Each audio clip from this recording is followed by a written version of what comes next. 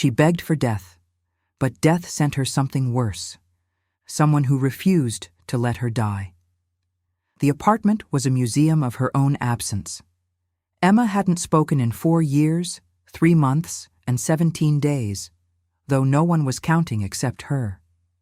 The silence had started after the accident, after her mother's voice stopped mid-sentence in that final car crash, after Emma's vocal cords simply decided they no longer belonged to a world that had taken everything worth saying. She was 26 now, though mirrors suggested something older lived behind her eyes. The job at the Rare Books Archive suited her perfectly. Dust, leather, forgotten words printed on pages no one would ever read. The archivist who hired her, a woman named Margaret with silver streaks in her black hair, had asked only one question during the interview. "You understand this is a solitary position?" Emma had nodded. Margaret never asked why she didn't speak. Some people possessed the mercy of indifference. The basement of the archive was her kingdom. Medieval manuscripts, Victorian journals, 19th century medical texts with margins filled in trembling handwriting. Emma catalogued them with obsessive precision, her hands speaking the language her throat had abandoned. Each book was a voice she could touch, but never reclaim. On a Thursday evening in October, a man arrived to donate his private collection. She heard his footsteps before Margaret called her upstairs, slow, deliberate, the weight of someone who had learned to move through the world as if apologizing for his existence. When Emma emerged from the basement, dust coating her cardigan, she saw him silhouetted against the archive's high windows. Tall, impossibly still. His hair was dark as wet earth, and his eyes were the color of old blood. "This is Emma," Margaret was saying. "She'll help you catalog the donations. Emma, this is Victor Thorne. He's been collecting for decades." Victor turned. His gaze found her with the precision of a predator locating prey, except there was no hunger in it. Only recognition. Only knowing. Emma felt it before she understood it, a presence unfurling in her mind like smoke, like ink dispersing through water. Not invasive, gentle. As if someone had opened a window she didn't know existed and allowed a breath of night air to enter. "You're wondering if I'm real," a voice said. Not in her ears, inside them. "I am. And I hear you, Emma. I hear every word you've never spoken." She should have been terrified. Instead, she felt tears slide down her cheeks, the first ones in years, because someone had finally, impossibly, heard. Victor's expression softened. Pain crossed his features like a shadow passing over stone. He looked away first, as if her tears cost him something vital. "The collection is in my car," he told Margaret, his voice rough velvet, accented with something European Emma couldn't place. "I'll need several visits to deliver everything." Margaret smiled, oblivious to the seismic shift happening in her basement archive. "Emma will coordinate with you. She's meticulous. You won't find better hands." Victor's eyes returned to Emma's. In that gaze lived centuries. In that gaze lived choice. "I shouldn't have done that," he said, his thought touching her mind like a confession. "I shouldn't have let you know. But you were drowning so quietly. I couldn't bear another second of it." Emma's hands trembled. She pressed them against her cardigan, grounding herself in the physical world. She wanted to speak, wanted to scream, wanted to ask every question that had festered in the silence of 4 years. Instead, she nodded. Once. A permission. Victor closed his eyes, and for a moment, he looked ancient. Not old, but worn. As if he carried the weight of ages in the set of his shoulders. "I'm sorry," he thought to her. "You don't know what I am yet. You don't know what wanting you could cost us both." But Emma was already moving toward him, her body understanding before her mind could calculate the danger. She reached out her hand, stopped a breath away from his arm, a question suspended between them. Victor looked at her hand like it might burn him. Then slowly, he extended his own and let their fingers almost touch, close enough to feel the cold radiating from his skin, close enough to understand that something had fundamentally changed in the architecture of her world. We begin tonight, he thought, and there's no going back from what you're about to choose. Outside, October rain began to fall against the archive's high windows, each drop a tiny percussion against glass. Emma's silence had never felt so full. The basement became their geography. Victor arrived each evening as the sun surrendered to dark. He brought boxes, leather-bound journals, illuminated manuscripts, texts in languages Emma didn't recognize, but somehow understood when Victor's presence touched her consciousness. Ancient, desperate, stories written by people who had watched centuries collapse into dust. He never touched her, not yet, but his thoughts had become the only voice in her silence, and she was learning to respond through the smallest gestures. The tilt of her head, the catch of her breath, the way her fingers lingered on pages she knew he was describing in her mind. This one, Victor showed her a journal bound in what might have been human skin. The thought came weighted with shame. Belonging to a woman named Margot, she became like me in 1887. She chose it. She chose me. Emma's eyes widened. She looked at Victor, a question forming without words. No, he answered before she could ask. She didn't survive it. The transformation, it breaks most people. Their minds fragment. They become hunger and nothing else. Margot lasted 6 months before she walked into sunlight. He turned away from the journal, and Emma felt the echo of his ancient grief reverberate through their shared mental space. "Why are you showing me this?" she asked with her mind, the language coming naturally now, as if she'd always possessed it, as if Victor had simply given her the key to a door that had always been locked from the inside. Victor was quiet for a long time. The archive's fluorescent lights hummed overhead, obscene in their modernity. Finally, he turned back to her. "Because you need to understand what I am before I explain what you might become. You need to know the cost, the hunger, the way every heartbeat around you becomes a symphony of want, the loneliness of outliving everyone you've ever loved." He moved toward her, not threatening but inevitable, like gravity. Emma didn't retreat. 4 years, Victor continued, his voice barely audible. "I've been watching you for 4 years, since you came to work here.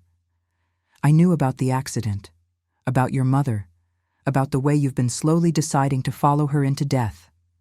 Emma's breath caught. It was true.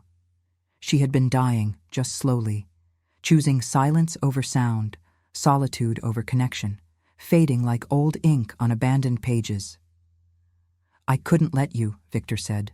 "I won't let you. Not anymore." His hand rose to her face, cool as marble, steady as stone. His thumb traced the curve of her cheekbone with terrible gentleness. "You were so loud in your silence," he whispered, every thought screaming, every moment of despair like a bell tolling through the night. "I heard you, Emma. I heard you long before I let you know I was listening." She wanted to ask how. Wanted to know if this was real or if her broken mind had conjured a beautiful hallucination. But his fingers found her chin, tilted her face upward, and his eyes, those ancient, blood-dark eyes, held hers. "If you stay with me," Victor said, and his thought was a vow etched in starlight and sorrow, "I promise you'll never be silent again. But you have to choose. Not tonight, not tomorrow, but soon. Because what I feel for you is becoming hunger, and I won't risk losing control." He released her. The cold where his touch had been felt like abandonment. Emma reached into her cardigan pocket and withdrew a notebook, the one she carried everywhere, the one filled with words she couldn't speak but could write. Her hands shook as she found a blank page and wrote, "How long do I have to decide?" Victor read it, and something fractured in his expression, grief and hope colliding like tectonic plates. "Until the first snow," he answered. "Then you become mine forever, or I disappear from your life." Because if I stay after that, Emma, if I see you every day and you're still mortal, I won't survive the wanting." Outside, October was transforming into November. In the distance, the city hummed with 8 million beating hearts, 8 million voices, 8 million lives that would never know that. In a basement filled with forgotten words, 2 broken people had just chosen each other over oblivion. November arrived like a threat. Victor began bringing her things, not gifts exactly, but offerings. A first edition of a poem she'd loved in the margins of a manuscript. A Victorian locket that had belonged to someone named Catherine, who had dared to love a vampire and survived. A record player salvaged from an estate sale with recordings of a woman singing in Russian. Margot's voice, he told her, singing on the night before she walked into the sun. Each object was a stone laid in the foundation of what they were building. Emma's life became a duality. By day, she was still the silent girl in the archive, cataloging the dead. By night, she descended into Victor's consciousness, learning through his memories, his thoughts, his ancient voice that had learned to love in an age when love meant possession and possession meant damnation. She learned that he had been turned in 1642 by a woman named Isabeau, who had loved him so completely that she couldn't bear to watch him age and die. She learned that Isabeau had been the only person he'd ever allowed to love him without fear, until Emma. She learned that the hunger he spoke of was real. One evening he brought a deer he'd hunted in the woods outside the city. He killed it in front of her in the archive's back room, and his face transformed into something neither human nor kind, ancient predator, beautiful monster, the architecture of survival made flesh. "This is what I am," he showed her through their connection. "This is the necessity beneath the poetry. This is the cost of immortality." Emma didn't flinch. She watched him feed with the detached fascination of someone observing a natural law. This was survival. This was evolution. And somehow, it made him more real, not less. "You're not disgusted," Victor realized, surprised, as he wiped blood from his mouth with a handkerchief. "No," Emma wrote in her notebook. "I understand hunger. I've been starving for 4 years. He read those words and his face crumpled, genuine devastation crossing his features like a storm. "When you change," he said aloud, speaking to her the way humans did when the weight of thought became too great to bear. "You won't need food the way humans do, but the hunger will become you. Every instinct will scream for blood. Every heartbeat you hear will be both music and torture." Emma reached out and took his hand, still cold from the hunt, still carrying the trace of another creature's death. "Teach me," she wrote. The first snow fell on November 23rd. Victor had prepared the apartment he owned in the old part of the city, a Victorian mansion overlooking a cemetery, where ghosts seemed to congregate in the corners and time moved differently. The walls were deep crimson. The windows were draped in black velvet that let in only starlight. There were candles everywhere, hundreds of them, creating an architecture of flame against the dark. Emma arrived at dusk, carrying everything she owned in a single suitcase. She had left no note for Margaret, no explanation. Some transitions didn't permit the luxury of words. Victor was waiting in the parlor, standing before a mirror that reflected nothing, a detail that made the space feel consecrated, otherworldly. "Are you afraid?" he asked as she entered. Emma set down her suitcase and approached him. She took his hand and placed it over her heart. Even through layers of fabric, she felt his shock at the wild acceleration of her pulse. She wasn't afraid. She was ready. "The pain will be extraordinary," Victor warned. "The transformation, it's not beautiful, Emma. It's violent and terrible, and you'll wish for death before it ends. But I'll be there. I'll hold you through it. And when you wake—" He paused, his ancient eyes reflecting candlelight like pools of dark water. "When you wake, you'll understand what it means to truly hear. The thoughts of everyone around you, the weight of their desires, their fears, their hidden cruelties. It's maddening at first. Most new vampires go feral. But you—" He pulled her close, and his voice dropped to a whisper. "You've been living in silence for so long. I think you might be the first one to understand that immortality isn't a curse. It's a choice, a perpetual decision to keep loving, even when love is the most dangerous hunger of all." Emma's hand found his neck. She felt the cool pulse there, not the wild rhythm of human heartbeat, but something older, something that had learned to beat in time with centuries. She tilted her face upward. Victor's fangs descended with a sound like silver breaking. For a moment he hesitated, the last moment of his resistance, the final second in which he could have sent her away, could have protected her from what they both knew would be beautiful and terrible and irreversible. Then he lowered his mouth to her throat, and the world fractured into light and dark, pain and transcendence, death and the beginning of something neither of them had words enough to name. Outside, snow continued to fall, each flake a tiny extinction, each moment a small death. Each heartbeat the sound of two souls learning to synchronize across the boundary between mortality and forever. And if you believe love can resurrect even the broken, subscribe and step into eternity. The dying lasted 3 days. Emma existed in a space between worlds, her body still human but burning from within, her consciousness fragmenting and reforming, reality splintering into 1,000 different nows.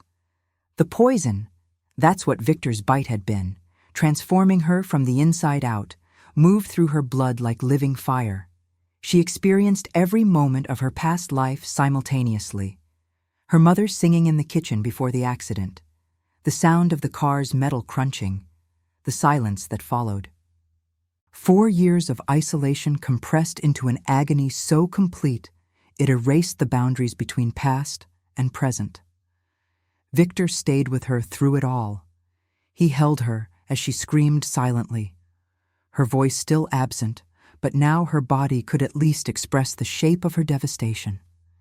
He whispered things into her ear in languages she somehow understood.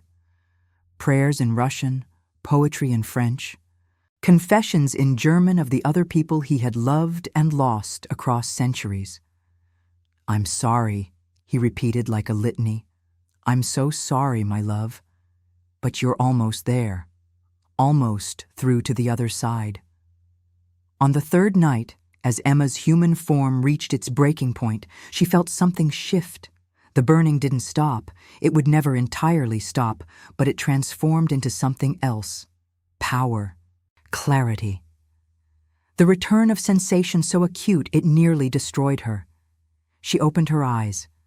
The world had become loud, not with sound, but with presence. She could feel every person in the building, the elderly couple 3 floors above, their thoughts drowsy and content. The street below, cars carrying humans whose minds broadcast their wants and fears and desperate small desires like radio stations. The city itself, a symphony of 8 million consciousness, all singing their lonely songs into the night. And beneath it all, vast and ancient and tender as a wound, Victor's mind, open to her now, holding nothing back, showing her the full architecture of what it meant to love her enough to share immortality. "Welcome," he said, and she heard him both in the room and in her own thoughts, his voice now part of the landscape of her internal world. Emma sat up. Her skin caught the candlelight and threw it back in cascades of silver.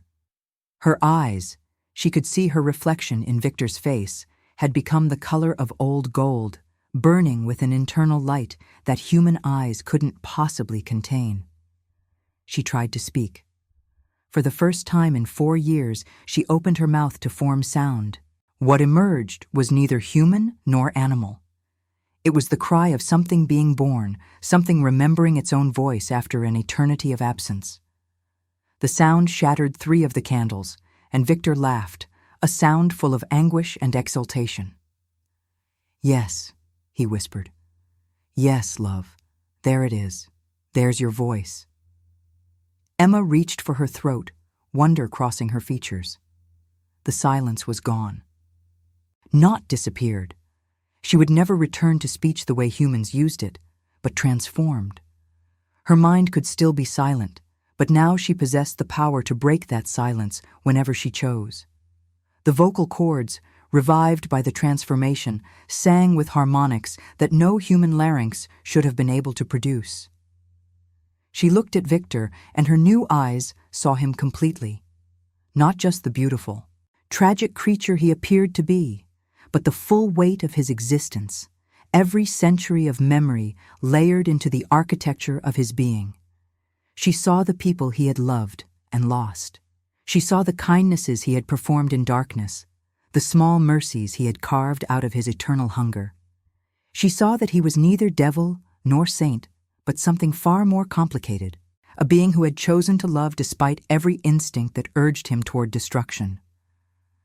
"I can hear you," she said with her mind, "all of you, every thought, every feeling." "And I can hear you," Victor replied. "Your voice. God, Emma, your voice. Do you understand what you are now?" She did. Not fully, that would take time, would take months and years of learning, but she understood the basic architecture. She was no longer silent. The world could hear her now. And more importantly, she could hear the world, could feel the full weight of connection that had been denied to her for so long. Emma reached out and drew Victor to her. The kiss was not gentle. They were both predators now, and there was a violence to their affection, a hunger that transcended the merely physical. They were consuming each other, and it was exquisite. When they finally separated, Victor was crying, actual tears, the first she had ever seen him shed. "I'm terrified," he admitted. "Of what?" Emma asked, her new voice still rough from disuse but growing stronger with each word. "Of loving you this much," Victor said. "Of the fact that now I can lose you to time in a way I never could before. That you'll remember being human. That one day you might regret what I've made you." Emma pressed her forehead to his. Through their mental connection, she showed him something. Showed him the 4 years of silence, the slow drowning, the way she had been planning her own exit from a world that no longer held her. She showed him that this was not a curse he had inflicted on her. It was a rescue. "I was already dead," Emma said. "You just gave me another option besides the grave." Outside, it snowed still. Inside, two immortals began the long work of learning what it meant to truly hear each other, not just the surface of thoughts, but the endless depths beneath. The hunger was neither what Victor had warned her about, nor what she had imagined. It was worse and better and more complicated than anything could have prepared her for. In the first weeks of her transformation, Emma experienced it as a constant, gnawing awareness. Every human voice she heard held within it the beating of their heart, the flow of their blood, the simple fact of their mortality. It would have been unbearable except for one thing. Victor had taught her, over those first terrible nights, how to find rhythm in the chaos. They hunted together through the snow-covered city. Not humans, never humans, Victor was adamant about that. But there was an entire underworld of prey available to creatures like them. Deer in the parks, foxes in the industrial districts, stray dogs that no one would miss. Victor's kills were precise and merciful. Emma's were messier at first, driven by the feral desperation of a new creature learning the boundaries of her own power. But there was something deeper than the physical hunger. On a night in early December, as they lay in the Victorian mansion surrounded by dying fire and darkness, Emma felt it more keenly than she ever had, the hunger to be known, not as a vampire, not as the girl who couldn't speak, but as herself. Complex, contradictory, full of wants that had nothing to do with blood. "I want to go back to the archive," she told Victor. "I want to work. I want to handle the books. I want to exist in the world, not hide from it." Victor was quiet for a long time, his ancient face unreadable in the candlelight. "You understand that's dangerous," he said finally. "That every day spent around humans, feeling what they feel, hearing their thoughts." "I understand," Emma interrupted. "But I'm not the fragile thing I was. I'm not drowning anymore. And I think—" She paused, searching for the words her newly recovered voice could barely express. "I think I need to prove that I'm still me. That becoming this didn't erase who I was before." Victor reached out and took her hand. His touch was careful. She was learning that this was how he loved, with the restraint of someone who understood the danger he posed. "All right," he said, "but I come with you. I'll pose as an antiquarian researcher. We'll be together, which means if anything goes wrong, nothing will," Emma said with the confidence of someone who had just discovered she was capable of things she'd never imagined. Margaret nearly fainted when Emma walked back into the archive. "My God," she whispered, gripping the edge of her desk. "We thought you were— Where have you been?" Emma opened her mouth to speak, and that was when the marvel happened. Her voice emerged, rough from disuse but recognizable, haunted by harmonics no human throat should have produced, but there. After 4 years of silence, she said, "I'm sorry, I had to leave, personal reasons, but I'm back now." Margaret's eyes filled with tears. "You can speak? I always could," Emma said softly. "I just needed time to remember why I wanted to. It was a lie, but a kind one." Margaret didn't need to know about the vampire in the reading room, cataloging medieval manuscripts with the intensity of someone for whom centuries had taught the value of ancient words. Margaret didn't need to know that the girl she thought she knew had died and been reborn as something that understood both the beauty and terror of immortality. But as the days passed and Emma fell back into the rhythm of the archive, something unexpected happened. Her presence seemed to transform the space.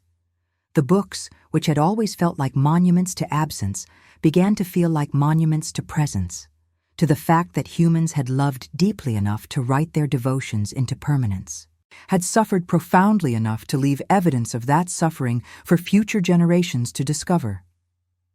Victor watched her work with an expression of such tenderness that it hurt to see it. "You were meant for this," he told her, during a quiet moment between researchers. "Not just the work, the purpose of it.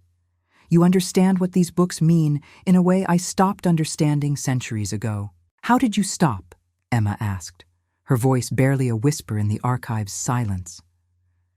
"By accumulating too much history," Victor replied. "By learning that most stories end the same way, with everyone dead and everything forgotten. It's easier not to care."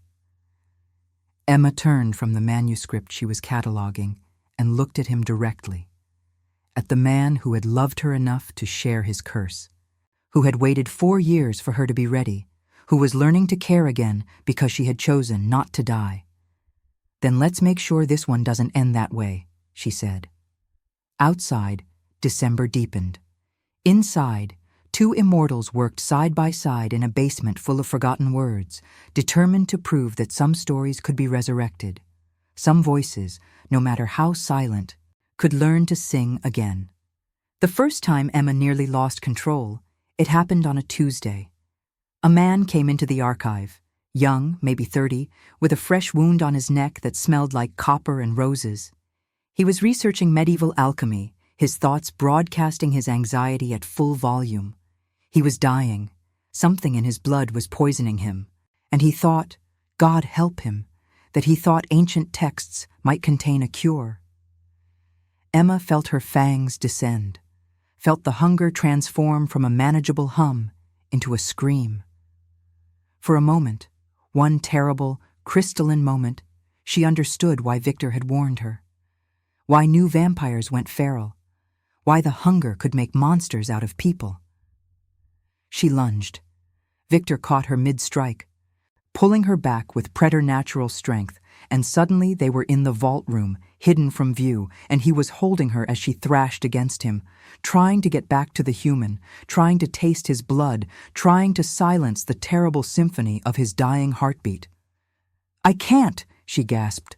"Victor, I can't control it. Make it stop. Breathe," he commanded, his voice cracking with something that might have been fear. "Emma, listen to me. Look at me. Look at me." She forced her eyes to focus on his face, and what she saw there was himself reflected. The same struggle, the same desperate fight between hunger and conscience, the same daily choice to remain human in the ways that mattered. "I'm sorry," Emma whispered. "I'm so sorry. I know what you almost did," Victor said quietly. "I've wanted to do it 1,000 times. Every single night, I feel that hunger, and every single night, I choose not to. That's what immortality is, love. It's not the forever part. It's the choosing part. Choosing over and over again to be more than your hunger." The wounded man left the archive eventually, oblivious to what had nearly happened in the vault room below. Emma spent the rest of the day in a state of shock, not just at what she'd almost done, but at the revelation of what it truly meant to be what Victor was. Not monstrous, or at least not only monstrous, but constantly at war with herself, constantly choosing redemption over instinct, constantly fighting for the privilege of remaining human in spirit, if not in body. That evening, Victor took her deeper into the city than they'd ever gone, to places where the underground community of vampires congregated, places where blood flowed freely, and hunger was not a struggle, but a communion. "You need to see what we could become," he said, "if we let go." The club was called Thresholds, and it existed in the basement of an abandoned hospital.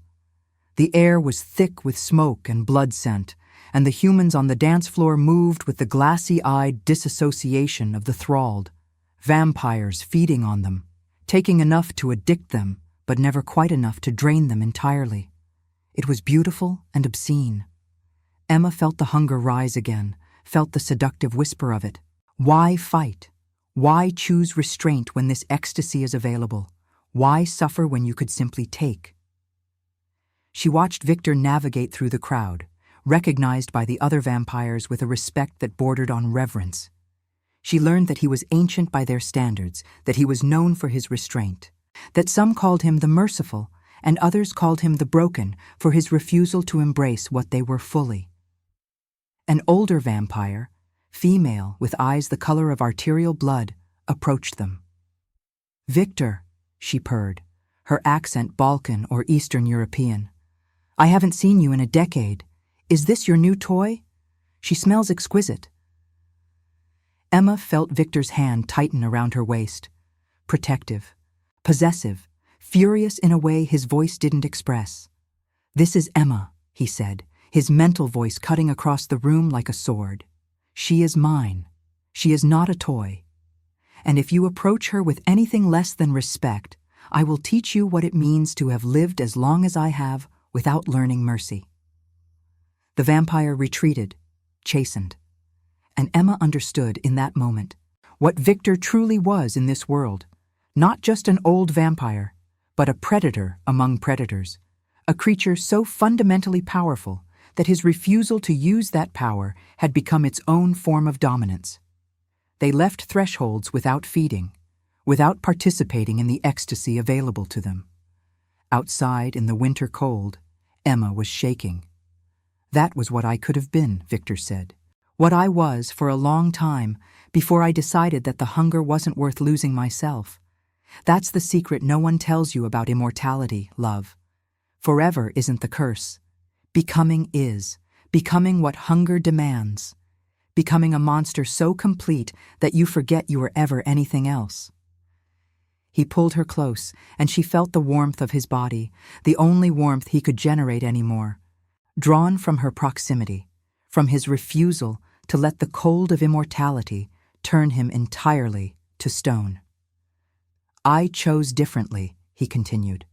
"I chose to remain haunted by my humanity.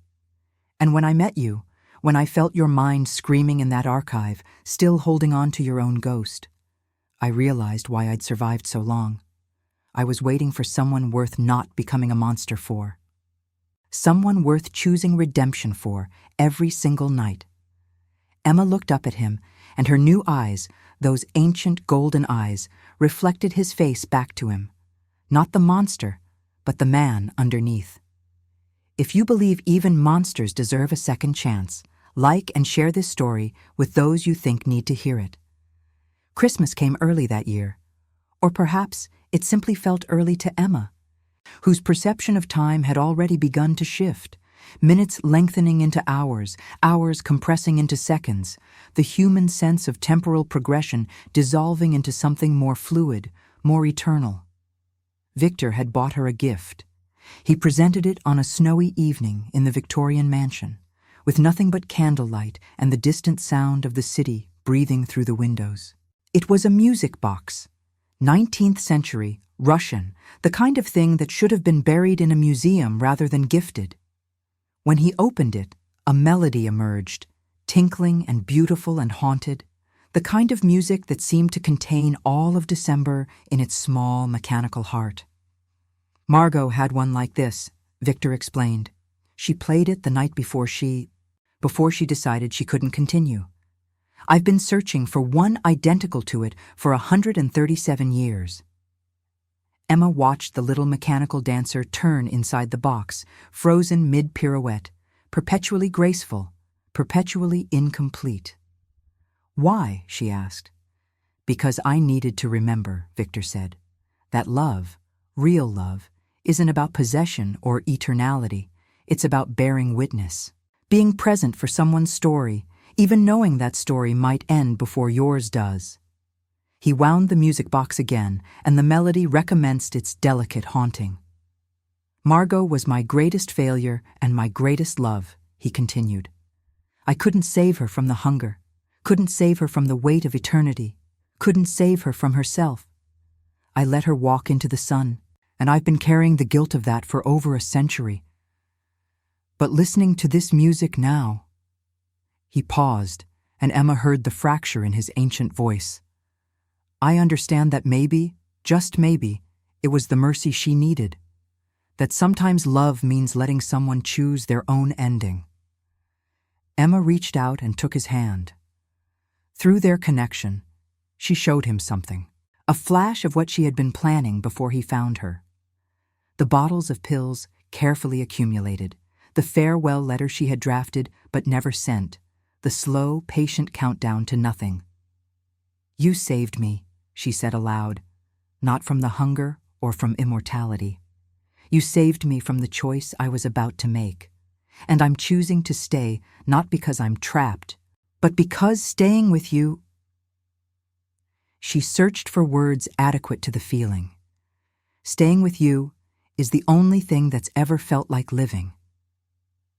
Victor gathered her close, and for a moment they were just two wounded creatures, holding each other in the candlelight, listening to a musical box sing about ghosts and grace and the strange redemption of shared immortality. But paradise, Emma was learning, was not without its thorns. In the new year, something began to change in the city. A hunter, someone, or something, hunting vampires with surgical precision. 3 dead in January, 5 in February. Each one found drained of blood and arranged with ritualistic care, symbols carved into their bodies in languages even Victor couldn't quite identify. We need to leave. Other vampires urged Victor. Take your new bride and go. This is not our concern. But Victor refused. And so Emma began to learn what it meant to be bound to someone truly ancient, someone with codes and ethics that had been forged in fires centuries old. He was not going to flee. He was not going to hide. He was going to face whatever was coming, and he was going to do it with Emma at his side. Are you afraid? She asked one evening, watching him prepare, sharpening weapons made of silver and bone, rituals of combat that seemed more spiritual than martial. Terrified, Victor admitted, but not for myself, for you. If something happens to me... Nothing will, Emma said with the confidence of the newly immortal. The kind of confidence that comes from not yet understanding the full weight of eternity. Victor smiled sadly at her certainty. You'll learn, he said, but I hope you don't. I hope this is the beginning of a story where, for once, love actually gets to win. Outside, the city was darkening with the approach of spring, that most dangerous season, when things return from death and hunters emerged to cull the undead. Neither of them knew it yet, but they were about to discover what choice truly meant. Not the abstract choice of remaining immortal or seeking death, but the concrete, terrible choice that comes when love is weighed against survival, when staying together means risking everything, when the only redemption left is the willingness to die for someone else. The hunter revealed itself on the spring equinox, at the moment when night and day held equal dominion. They had been staking out an abandoned warehouse where the hunter had left its last victim, a young vampire named Sophia, who had died screaming, her thoughts scattering like frightened birds through the mental network that connected their kind.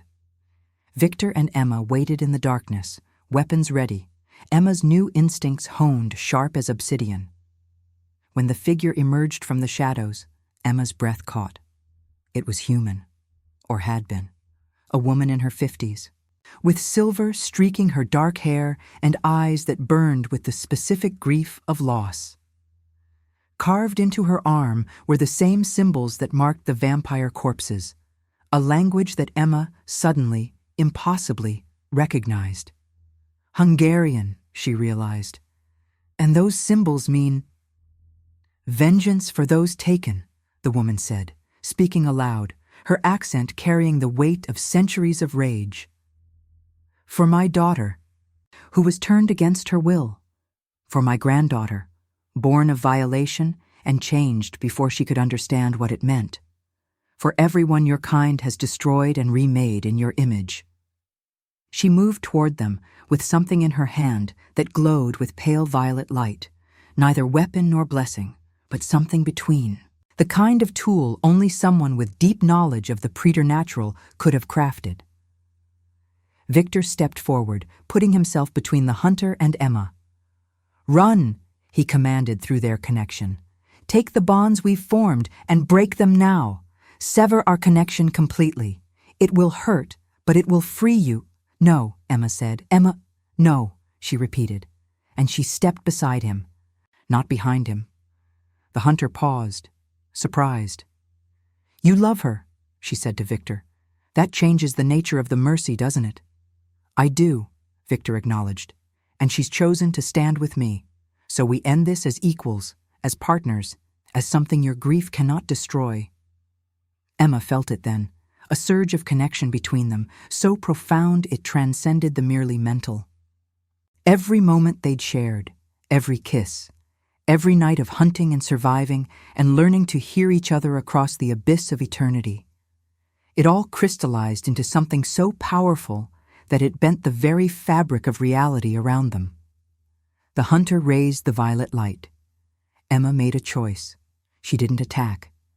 Instead, she lowered her weapons and approached the hunter slowly, carefully, the way Victor had approached her in that archive, the way he'd always known to move through a world full of fear and hunger with the grace of someone who understood redemption.